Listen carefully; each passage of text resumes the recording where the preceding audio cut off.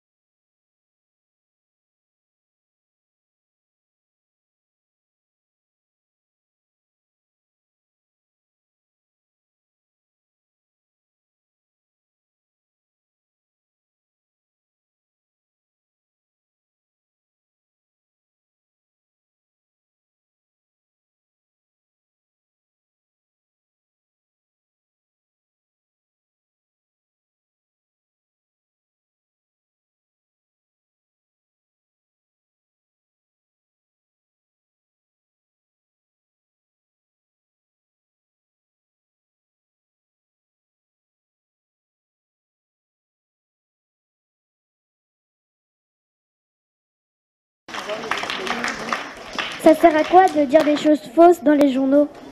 Est-ce que les journalistes ils peuvent mettre des critiques dans les journaux? Comment on construit l'info? Qu'est-ce qu'une source? Que peut-on publier? Ils ont entre 9 et 15 ans, certains sont déjà sensibilisés à l'information. Pour d'autres, cet après-midi à la BNF est l'occasion de découvrir le métier de journaliste.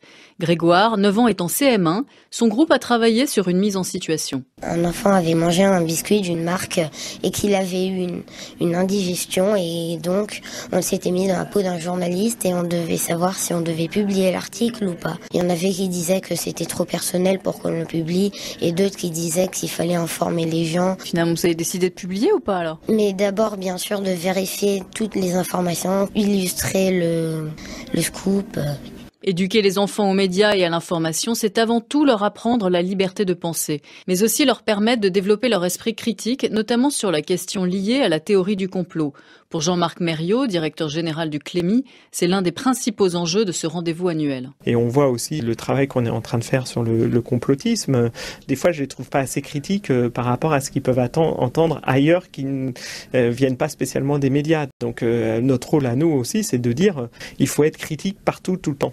Depuis les attentats de 2015, le ministère de l'Éducation nationale a inscrit l'éducation aux médias dans les programmes et l'a associée à l'enseignement civique, devenu obligatoire dès le primaire. Anne Le Chaudel, institutrice à l'école de Caen dans le 16e arrondissement, constate que les enfants ont de plus en plus besoin de clés pour décoder des informations qui parfois les dépassent. Au moment des attentats, c'est vrai que voilà, on a eu beaucoup de questions. On avait des instructions du gouvernement, en quoi il fallait qu'on en parle aux enfants. Et les médias d'ailleurs ont très vite réagi. Ils ont mis en ligne des documents pour nous aider à expliquer ce qui s'était passé après les attentats de Charlie Hebdo. Déjà, c'est quoi la liberté d'expression, pourquoi on s'en était attaqué à des journalistes, etc.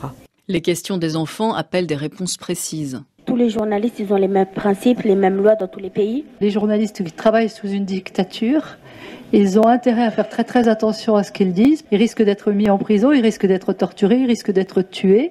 Et pourtant, dans ces pays-là, il y a des journalistes suffisamment courageux qui continuent d'essayer de dire la vérité.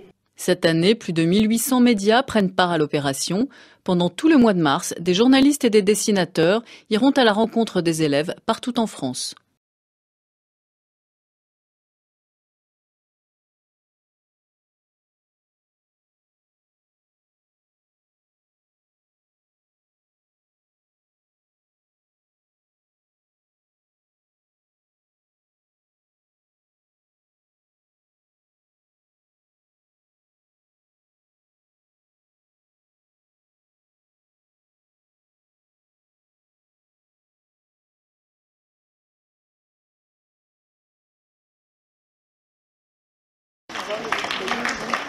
Ça sert à quoi de dire des choses fausses dans les journaux? Est-ce que les journalistes ils peuvent mettre des critiques dans les journaux? Comment on construit l'info? Qu'est-ce qu'une source? Que peut-on publier ? Ils ont entre 9 et 15 ans, certains sont déjà sensibilisés à l'information. Pour d'autres, cet après-midi à la BNF est l'occasion de découvrir le métier de journaliste. Grégoire, 9 ans, est en CM1. Son groupe a travaillé sur une mise en situation. Un enfant avait mangé un biscuit d'une marque et qu'il avait eu une indigestion et donc on s'était mis dans la peau d'un journaliste et on devait savoir si on devait publier l'article ou pas. Il y en avait qui disaient que c'était trop personnel pour qu'on le publie et d'autres qui disaient qu'il fallait informer les gens. Finalement, vous avez décidé de publier ou pas alors ? Mais d'abord, bien sûr, de vérifier toutes les informations, illustrer le scoop. Éduquer les enfants aux médias et à l'information, c'est avant tout leur apprendre la liberté de penser, mais aussi leur permettre de développer leur esprit critique, notamment sur la question liée à la théorie du complot. Pour Jean-Marc Mériot, directeur général du Clémy, c'est l'un des principaux enjeux de ce rendez-vous annuel. Et on voit aussi le travail qu'on est en train de faire sur le complotisme. Des fois, je les trouve pas assez critiques par rapport à ce qu'ils peuvent entendre ailleurs qui ne viennent pas spécialement des médias. Donc notre rôle à nous aussi, c'est de dire il faut être critique partout, tout le temps. Depuis les attentats de 2015, le ministère de l'Éducation nationale a inscrit l'éducation aux médias dans les programmes et l'a associée à l'enseignement civique, devenu obligatoire dès le primaire. Anne Le Chaudel, institutrice à l'école de Caen dans le 16e arrondissement, constate que les enfants ont de plus en plus besoin de clés pour décoder des informations qui parfois les dépassent. Au moment des attentats, c'est vrai que on a eu beaucoup de questions. On avait des instructions du gouvernement, quoi il fallait qu'on en parle aux enfants. Et les médias d'ailleurs ont très vite réagi. Ils ont mis en ligne des documents pour nous aider à expliquer ce qui s'était passé après les attentats de Charlie Hebdo. Déjà, c'est quoi la liberté d'expression, pourquoi on s'en était attaqué à des journalistes, etc. Les questions des enfants appellent des réponses précises. Tous les journalistes, ils ont les mêmes principes, les mêmes lois dans tous les pays. Les journalistes qui travaillent sous une dictature, ils ont intérêt à faire très très attention à ce qu'ils disent. Ils risquent d'être mis en prison, ils risquent d'être torturés, ils risquent d'être tués. Et pourtant, dans ces pays-là, il y a des journalistes suffisamment courageux qui continuent d'essayer de dire la vérité. Cette année, plus de 1800 médias prennent part à l'opération. Pendant tout le mois de mars, des journalistes et des dessinateurs iront à la rencontre des élèves partout en France.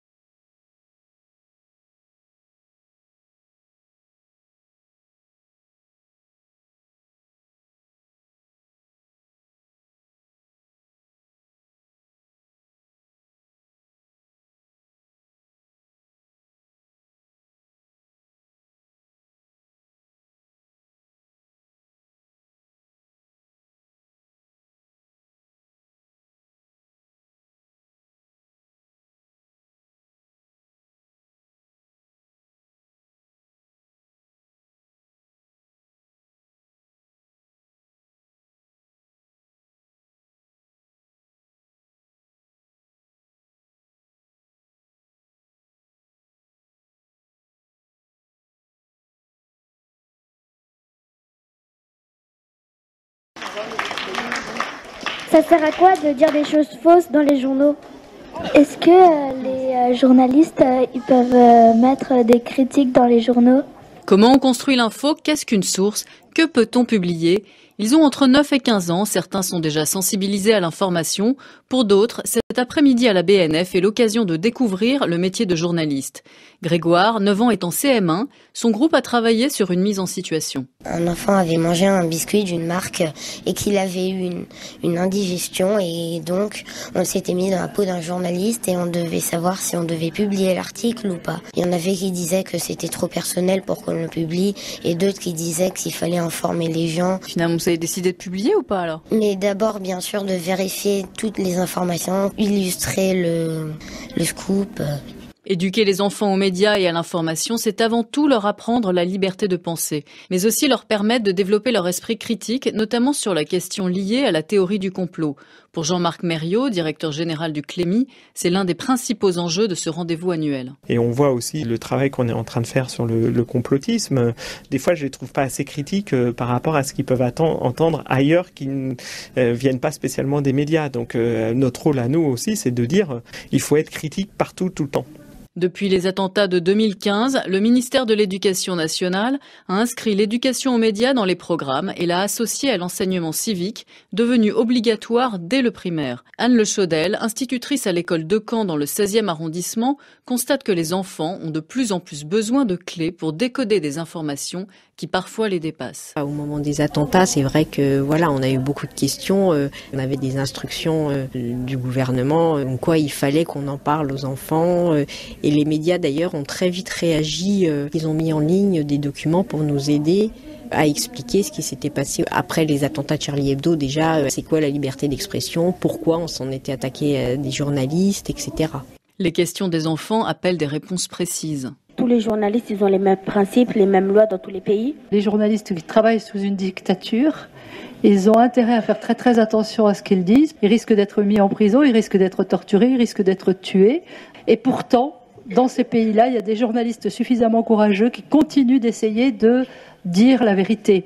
Cette année, plus de 1800 médias prennent part à l'opération. Pendant tout le mois de mars, des journalistes et des dessinateurs iront à la rencontre des élèves partout en France.